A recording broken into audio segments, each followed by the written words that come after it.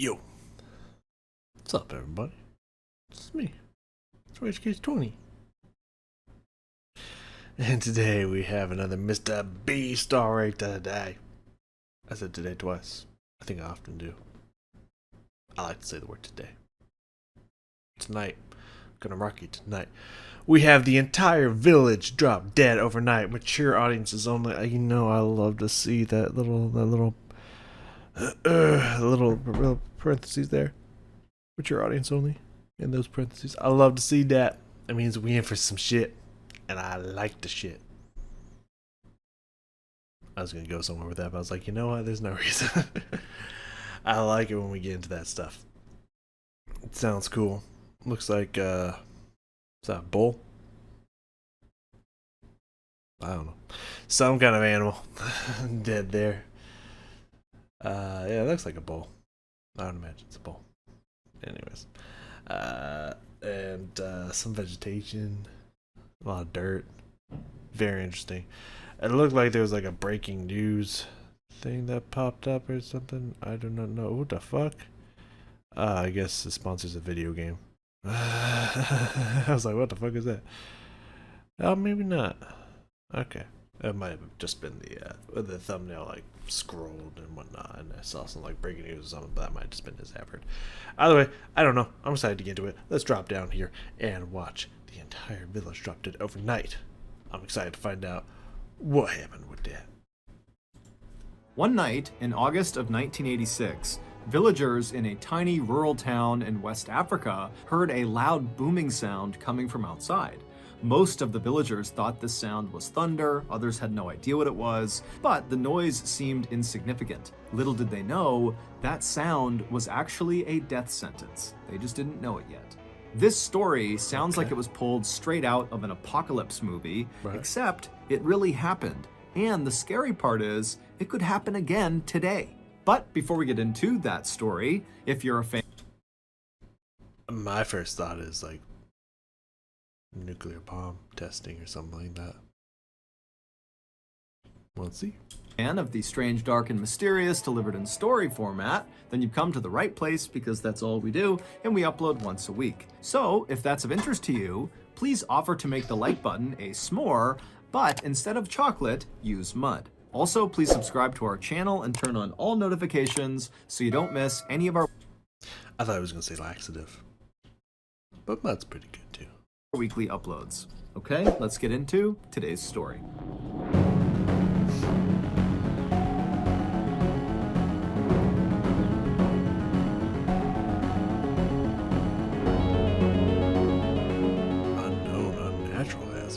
Before sunrise on August 22nd, 1986, a man named Ephraim Che woke up feeling groggy and confused. As he lay in his bed inside of his small mud brick house perched up on a cliff, he tried to remember what happened the night before. He didn't know why, but he knew, something happened last night. I gotta remember it. But as he lay there kind of jogging his memory, he felt like there were holes in his memory, like he couldn't quite piece together what had happened.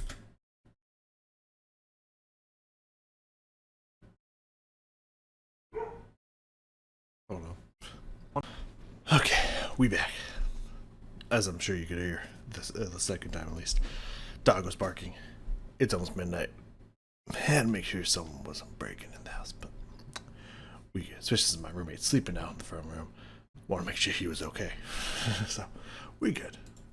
The day or night before. However, there was one thing he distinctly remembered about the night before, and that was at some point he had heard one really loud boom of thunder outside.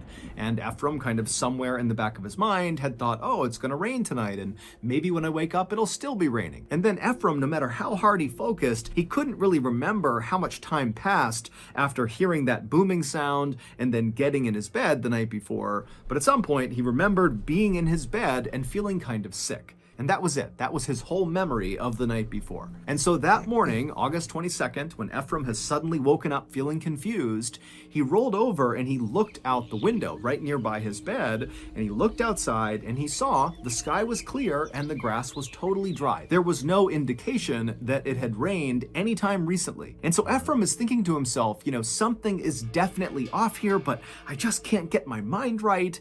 And so finally, Ephraim just sits up in his bed, he swings his legs out of his bed onto the ground, he stands up and practically falls over once he's on his feet. But he eventually gets himself back up, kind of steadies himself, and then he thinks, okay, I need to go check on my 4 kids and make sure they're okay. But the second Ephraim began to move in his house, it was like his body didn't obey his mind. Because moments later, instead of checking on his kids, Ephraim had wandered out his front door and was just standing out in front of his house, just kind of staring off into the distance, having no idea why he walked out there. The village where Ephraim lived was called Nios, and Nios is extremely rural. There's no electricity, there's no running water, and there's no paved roads for miles. The village is actually split into 2 parts. There's Upper Nios and Lower Nios. Ephraim lived in Upper Nios, right near this big, beautiful lake called Lake Nios, but the majority of villagers lived in Lower Nios, which was below the lake. So that morning, after Ephraim kind of found himself standing outside of his hut for no reason, he began looking around in hopes that other people would be out and about in Upper Nios, where he lived, so he could go talk to them and try to figure out what was wrong with him or, what was going on generally. But as he scanned around Upper Nios, he saw there was not another soul anywhere. He was it. He was the only person walking around. So, without giving it much thought, Ephraim decided he would just start walking down towards Lower Nios to try to talk to someone down there. And so he left his hut and he began walking down the hill that would take him to Lower Nios. After Ephraim got about halfway down this hill, right when he was near Lake Nios, he stopped because suddenly he became totally aware of the fact that the world was totally silent. Normally, the baboons in the nearby forest would be barking and insects would be humming and birds would be chirping, but now it was just completely, totally silent. Again. My thought is some kind of nuclear situation. Like, I imagine. I don't think he's gonna be the only survivor. I think the effects that he's having is going to slowly take him out or something. But I don't know. I assume it was far enough away so they didn't get the heat flash and all the fucked up stuff. But I feel like it was close enough that the radiations moved over the village and whatnot, which is why he felt sick before he went to bed and whatnot and stuff like that. That's my guess. But if he was already feeling sick, I imagine he wouldn't have woken up. But I don't know. Who knows? Mr. B knows. Let's let him keep going. My bad. Didn't mean to interrupt. Well, I didn't mean to, but I'm sorry I interrupted you. Even the mosquitoes that were a totally annoying constant in Ephraim's life were gone. It was like the entire world had just shut down. And as Ephraim is looking around, wondering what is going on here, he hears off to his right, over near the lake, a woman shrieking at the top of her lungs. And so Ephraim whipped his head in the direction the screams were coming from, and he saw there was this woman about 100 feet away. She was a local, and she was looking right at Ephraim, and she was barely dressed, and she was ripping the rest of her clothes off, and she was just screaming. And so, acting on instinct, Ephraim immediately turned and just started running towards this woman. And as he's bounding towards her, getting closer and closer, he's starting to notice there's these strange shapes on the ground kind of near this woman. But as he was staring at them, he just couldn't quite place what they were. But when he got about 20 feet away from this shrieking woman, he stopped again because he realized the shapes on the ground were this woman's entire family. They were all just laying on the ground as if they were sleeping. And near them was all of their cattle, also just laying on the ground as if they were sleeping. But as Ephraim stared at each of these people and each of these animals on the ground, he saw there was some blood around their noses and their mouths, and he realized no person who's sleeping would be that still. That's a real photo. Oh, damn. That's got to be some kind of toxic fume stuff, like whether it's radiation or not. Like, something happened. These people are all dead. These animals are all dead. And so standing there, Ephraim turned his attention from the bodies back to this woman who had dropped to her knees, and she was grabbing her father's arm and yanking on it and screaming for him to please wake up. But Ephraim could tell there was nothing she could do. Everyone was gone. And Ephraim knew somewhere deep down that, he's supposed to go over and help this woman or console her. But suddenly this wave of fear came over him. The combination of having no idea what's going on, his mind really wasn't working still, and now seeing all these dead people, it was like he just couldn't handle it. And so even though he felt terrible about this, Ephraim took one last look at this very distraught woman and her deceased family, and he turned and he ran away. And when he got back to the main trail, he continued downhill in the direction of Lower Nios. We're already at the. Is it a zombie game? What we got here? Doomsday Last Survivor, huh? Go out and recruit the strongest heroes. Lollipop chainsaw. Alright.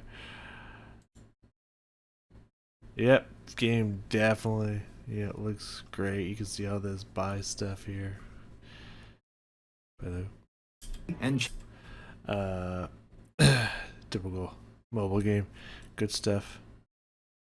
Okay, let's get out of here. limited time events to get the legendary hero Jaden and a $250 gift pack for free. The next zombie wave will arrive in 8 hours, so join me and old Lungy now.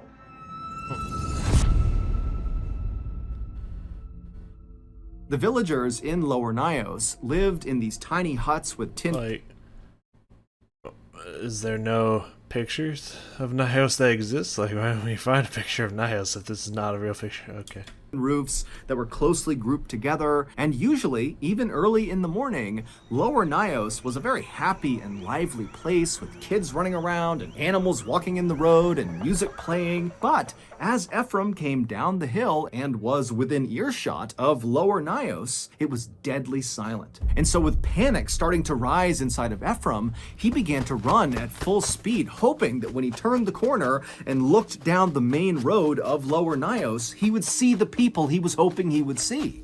But when he turned the corner and looked down Main Street, all he saw were dead animals everywhere. They completely covered the streets, the sidewalk, everything. And so at this point, Ephraim was so desperate to see another person that he kept his eyes looking straight ahead so as not to look at all the dead animals, and just ran straight into Lower Nios. And he turned towards the first hut he saw, and he ripped the door open and he stepped inside, and as soon as he did, he just stopped.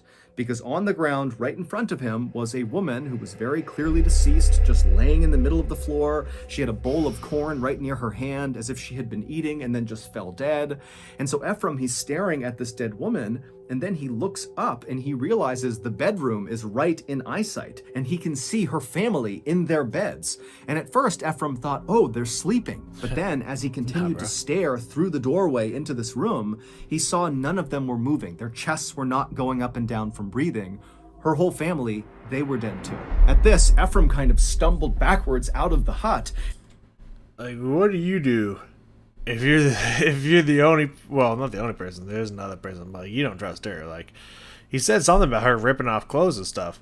Well, what was she doing that for? Second off, like, when you're the first person you see, you just see everything dead around her. You're just like, I ain't going over there. That's death zone. Like, everything's dying over there. Like, she probably already dead, and you keep going. I understand that. But like, how do you feel when you're just like the only human being alive and you're just walking around? It's like, how, what? It's like those movies, like, or I think they made a TV show about like someone being like one of the last human beings left alive and whatnot. It's like, what do you do if you wake up in that kind of movie scenario and everyone around you is dead? It's just like, is the whole world dead? Why am I not dead? What the fuck? Like, in some situations, you probably don't want to be that last person, the only one left alive, because it's just like, then you're stuck there wondering, like, what happened? The fuck?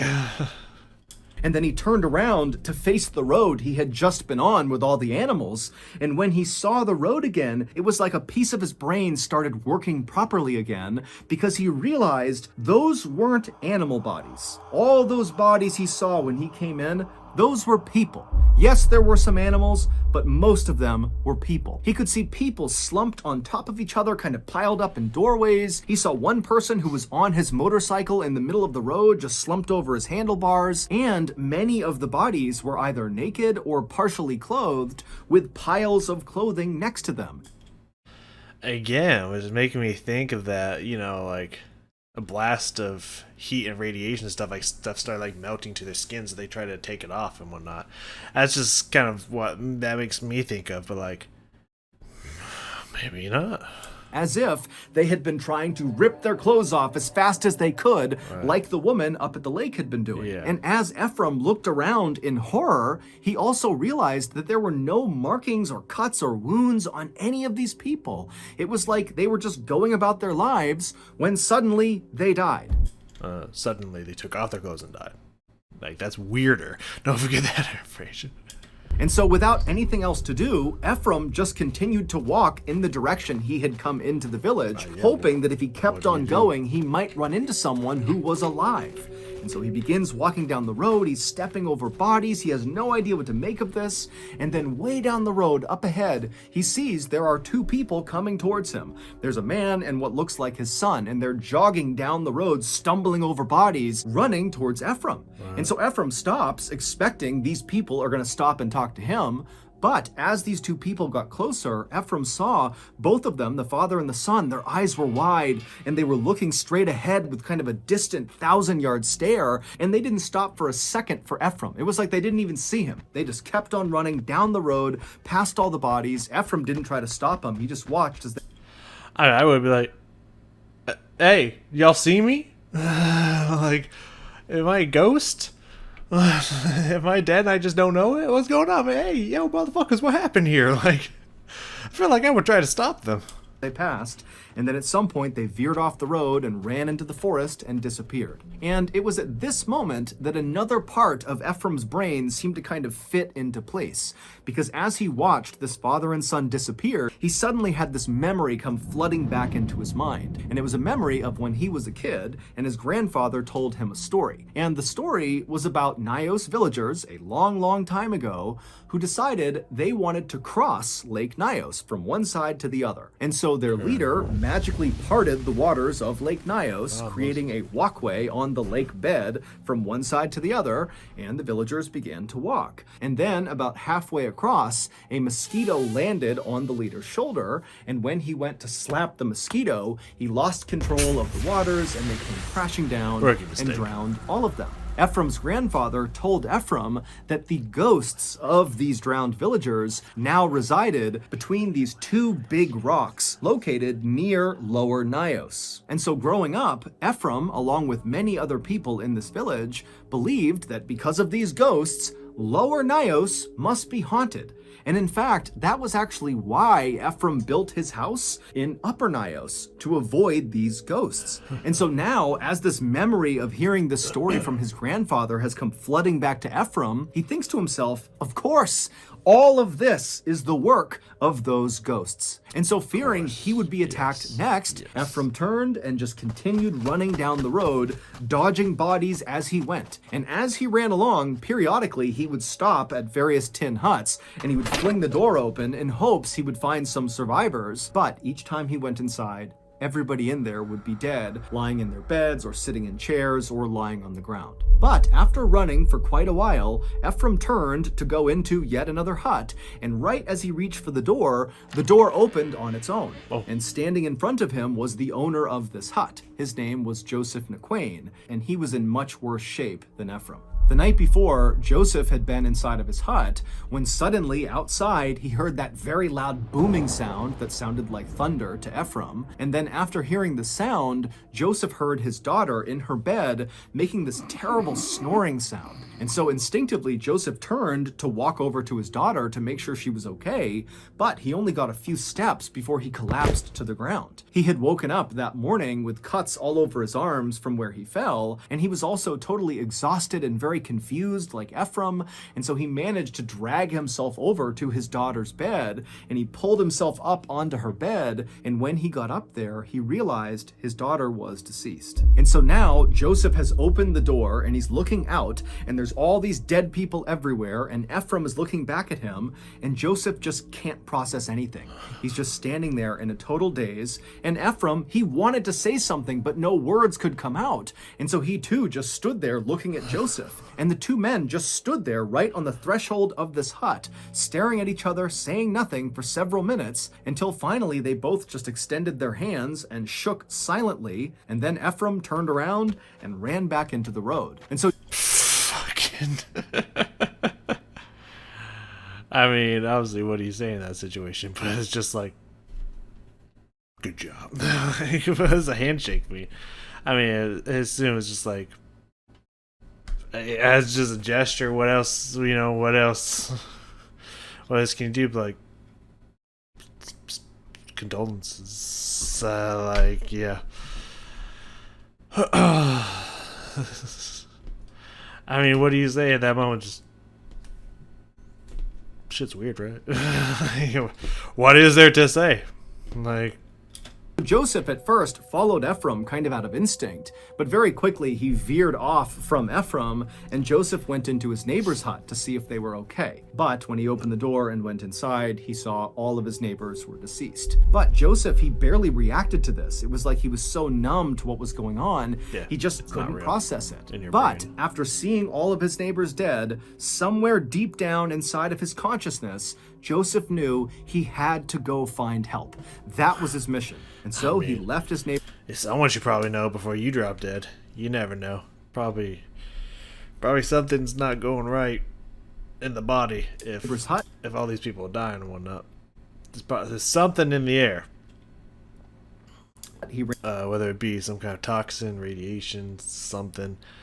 Like, something's in the air. So, like, you should at least let someone know before you're done. Ran back to his own hut, he climbed onto his motorcycle, and he started to drive. It took Joseph a long time to drive to the next closest village, but when he got there, there were people, and they were all alive. And so Joseph... That's weirder. Like, part of you's probably wondering, am I the last human being alive, or are we some of the last ones alive? Is everyone dead in the world? And then you see a village completely fine. It's just like, the fuck happened to my village? Like, yeah, that's a weird position to be in. Let's see what happened. Tried to tell them what had happened in his village, but Joseph just had such a hard time putting his thoughts together that his sentences just didn't make sense. He was kind of incoherent, and then when he did make sense, the things he was talking about, an entire village just suddenly dying, sounded crazy. And so nobody at this other village took Joseph seriously, and so that day, nobody from this other village went to Nios to see what was going on. But the next day, people from this other village did go to Nios, and when they got there, it was exactly as Joseph had said. Weird. The whole village was dead. And as authorities would soon find out, it was not just Nios that was affected by this tragic event. Several villages not far from Nios had also suffered mass casualty events on the morning of August 22nd, 1986. And soon, news of these strange mass death events in West Africa were making the news all over the world. And so on August 25th, 3 days after this terrible event, an American scientist named Joseph Devine turned on his TV and saw the news coming out of West Africa. The newscasters were totally baffled about how this could have happened, and no one can figure out what killed these people. And Devine is just staring at his TV in shock, and then he turns, runs to his phone, and he calls his contact at the US government and told them, "You gotta send me to Nios." And because his contact knew Devine's background, he immediately said, "Yes, I'll get you on a flight as soon as we can." Devine and his scientific partner, Harold R. Sigurdsson, arrived in Nios 2 days later on August 27th. When they got there, they saw the military was burying the dead in these huge mass graves, and looking on were the few survivors of this event, like Joseph. Did they... Like, it's kind of weird. What was the African military? I would assume, right? I don't... because it was being posted on what sounded like American news. So the American military didn't go there. They started burying people, right? Because do they bury the dead in Africa? I mean, I imagine other places do besides the U.S. as well, but interesting. And Ephraim, along with Ephraim's family, they also survived, as well as other villagers who had come to see what happened. And so as Devine and Sigurdsson kind of maneuver their way through this crowd of very solemn people, they heard them talking about what they thought happened to all these people. And the theories ranged from secret governmental experiments to invisible super weapons to even atomic explosions. Others, like That's where I'm going. Ephraim, believed this was paranormal, that those ghosts from the drowned villagers had attacked the village. But Devine and Sigurdsson were reasonably sure that none of those theories were correct. I mean, I'm kind of thinking it's correct, but I don't know. They felt like they did know what actually happened because they had actually witnessed a tragedy like this before, but on a much smaller scale. 2 years earlier, and 60 miles south of Nios, in an area called Lake Manoon, 37 people suddenly dropped dead. And Devine and Sigurdsson had been sent out there to try to figure out what happened to these people. And after lots of experimentation, they came up with a theory that explained what happened. And they called it unknown unnatural hazard. They tried to warn people in the area that this could happen again. And in fact, Sigurdsson had written an entire scientific paper about this theory and submitted it to a prestigious science journal. But nobody took Devine or Sigurdsson seriously. What they were proposing sounded made up. It sounded preposterous. But now, in Nios, it looked very much like their unknown, unnatural hazard. What I mean, hopefully in the next 5 minutes here he explains it. But what is like? I don't think anyone's gonna take it seriously from what I'm just hearing here, just off of the title, and it's like we don't know what it was, but it wasn't normal, and it was a hazard, and it happened. Well, sure, probably, but what the fuck is it? Had happened again. Devine and Sigurdsson would leave the group of people watching this mass burying take place, and they would make their way up the hill to Lake Nios, where they would immediately get to work taking water samples from deep inside the lake. And after capping these samples, the lids began popping off. And that was the moment that Devine and Sigurdsson knew their unknown, unnatural hazard theory had to be correct. Lake Nios. The only thing that I can think of that would affect water and cause that much pressure is, my guess, it's got to be some kind of gas buildup of some kind. And if it's not toxic, maybe to drink, but then again, there's a few survivors. So it wouldn't be airborne because otherwise they would be coming in hazmats. So was it just a buildup of gaseous pressure but that would be natural. So what would be unnatural about it? Very confusing. Nios is not your typical lake. It is a crater lake, which means it sits inside of a volcanic crater, which is a big, deep, bowl-like pit that was formed from a past volcanic explosion. And because of this volcanic activity, there is carbon dioxide in Lake Nios. A lot of carbon dioxide. Carbon dioxide, or CO2 for short, is an odorless, invisible gas. And it's extremely toxic, which would be airborne, which would build a lot of pressure. Sure. So, tell me how natural gas is a unnatural occurrence.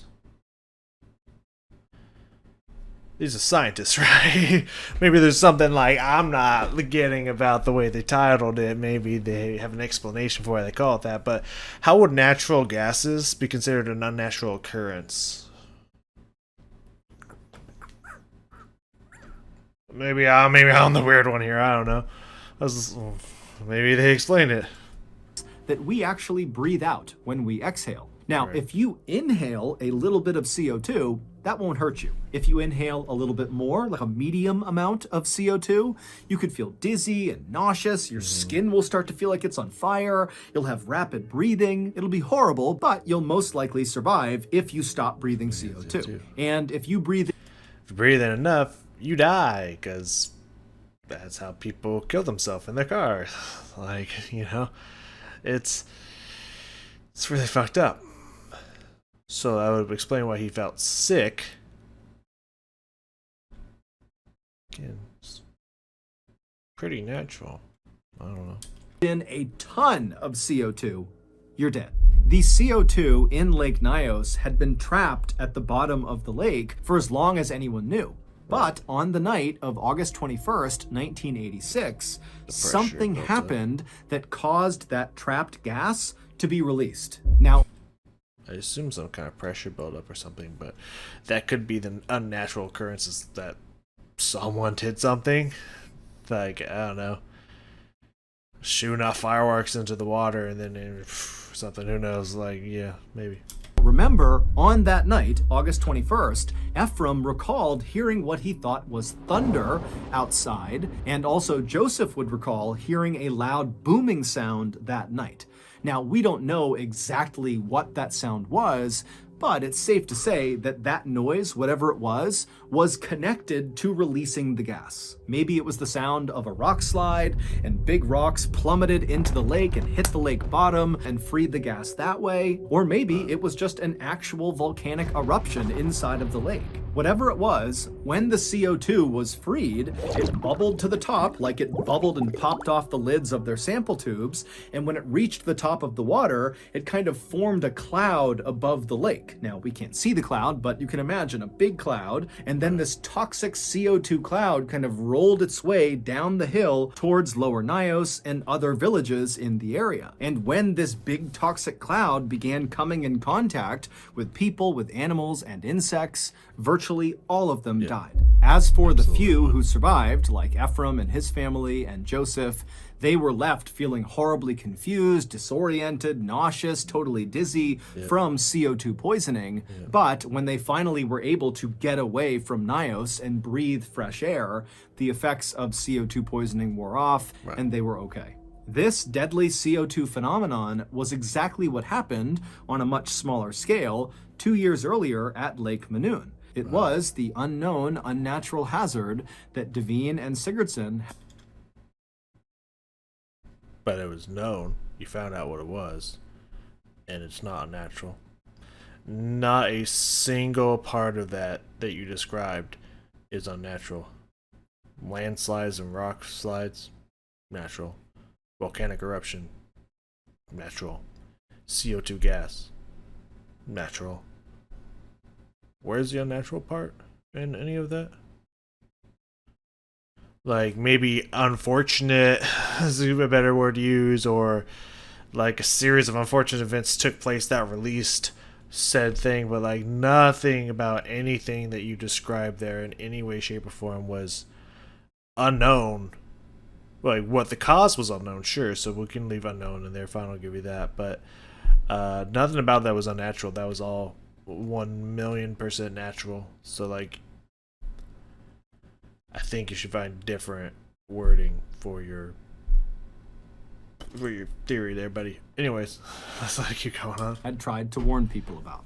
The official death toll of the Lake Nyos disaster was more than 1,700 people and more than 3,500 livestock, although exact numbers will likely never be known. Today, people have moved back into Upper and Lower Nyos, including Ephraim, despite the fact that authorities have said that lake is still very dangerous and another unknown unnatural hazard, aka a CO2 disaster, could absolutely happen again. Yeah, I want it. But I mean, like, let's let it finish up here because it's about to be like, we good. So that's going to do it. If you got something out of I mean, I want it. After witnessing that horrific event, I mean, not like, I mean, there's probably, in places like that, there's not many options that you have. There's not, a lot of locations that you can go to. It's probably, I won't throw around the term third world country or anything, but there's not really a lot of money and or resources and or choices that you necessarily have. But even if that wasn't the case, not that uncommon. Like there's people that live in zones where massive hurricanes can occur, tornadoes, floods, other natural disasters and whatnot, earthquakes, etc. That will destroy houses and stuff like that, and people go right back. People are like, it's gonna happen again, man. It's like people are willing to roll the dice. So, you know, that's not uncommon. Humans are creatures of habit, and they don't like their habits to be disrupted, and are willing to roll the dice for what they consider to be home, and or if they have no other options available to them. So, yeah, that sucks, man. That's a horrific thing to live through, having to witness everyone around you dead. But goddamn. So, I mean, partially correct. Um, not radiation poisoning, but some kind of toxicity in the air. Got that one. I feel like that was pretty easy to figure out. Um, yeah, I mean, I've heard. I've never, obviously, never experienced it because I've never been around high volumes of CO2. But I mean, I've heard that like if you get to a certain level of CO2 poisoning, where those effects start happening, like that could cause really negative side effects to your mental health. Not like emotional mental health, like literally your brain. Like like it causes very drastic effects that could alter the way that you work completely. So sometimes it could be not better to have survived mass amounts of CO2 poisoning. So I hope that everyone that did survive is okay. Because like that shit can really fuck up your body and your nervous system and all that stuff. So, yeah. So I mean, in a way, good that it survived, but also another way, like a lot of, like literally, that dude lost his daughter. The other person lost 4 members of his family. I mean, I don't think he said that he saw their bodies dead, but it didn't mention that they were okay either. So I imagine he at least lost someone in his family, if not his entire family and whatnot. And then you gotta move on, like continue to live past that. Like that's like it's one of the hardest things that you're gonna probably have to ever live through in life. Like it's one of the hardest challenges that life can throw at you. Not the hardest, but definitely one of them. That's top 5 easy. So like that's extremely unfortunate. But I mean, at least it wasn't the careless acts. Most likely. I mean, it still could be. This is just a theory. But like, it seems pretty proven that there was some kind of toxic reaction either from in the water itself or coming from the lake based off of their testing and whatnot. So chances are, at least it wasn't the careless acts of other countries fucking them over or something by like testing nuclear weapons offshore and the fumes just so happened to reach or something like that. So at least that's the bright side. It wasn't anyone's fault. It was just natural disaster, and there's nothing you can really do about that. But what you can do is when if you have the option, of course, not everyone does, that that the place around you is just prone for a natural disaster. Leave. You try to get out if you can, because there's nothing more terrifying than waking up and everyone and everything around you is dead. But to have to live through that twice, I will not envy that person. I wouldn't envy anyone that has to live through that once, let alone twice. The second time is just kind of like a screaming panic of not again. You know what I mean? So, yeah. Yeah, it's one of those. Another one of the Mr. Ballen stories is like there's no real lesson that we can learn here, because obviously the lesson would be like move away, but like totally understand that not everyone has that luxury. You know, not everyone's going to be able to have the option and luxury to drop their home and start over somewhere else. You know, it's not how it works every time. So it's really it's not on anyone in this situation. It's not really a whole lot we can learn. Just that's just fucking unfortunate, man, and terrifying thought to wake up to. Like if I like came out of my bedroom and everyone in my house was dead, I tried calling the cops. No one's answering 911. There ain't no operators and whatnot. And I step outside and just see bodies everywhere. Like, you know, I'm not usually one to jump to panic a lot, but that would definitely cause me to freak the fuck out for sure. Like, I want to know what the fuck to do.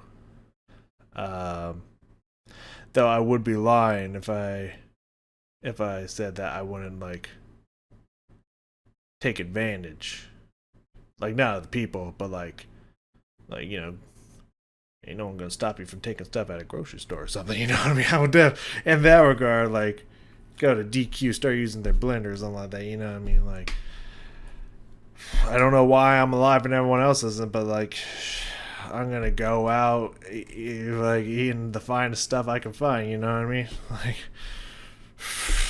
definitely. I know that would occur, but I would definitely probably try to figure out is there anyone alive or whatnot. Um,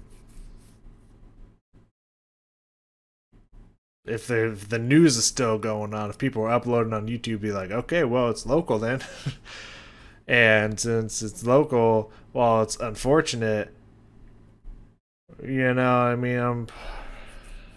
I don't know, cameras are probably still working and whatnot. But I'll probably, I'm gonna try to sneak some free food or something at least. You know what I mean? Like if cops come up and be like, "Hey, yo, we catch you on cameras and stuff," be like, "Hey, I thought the world was good dead. First off, and second off, I had to live through this ordeal. I feel like I deserve a little something off the top." You know what I'm saying?